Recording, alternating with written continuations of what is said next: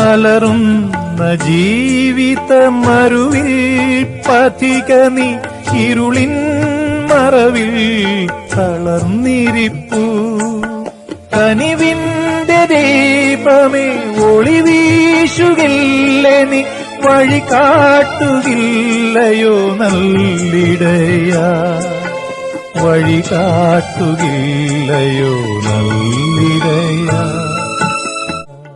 എൻ്റെ അമ്മയുടെ വ്യാകുല വിമല ഹൃദയം നിനക്ക് അഭയവും സംരക്ഷണവുമാവും.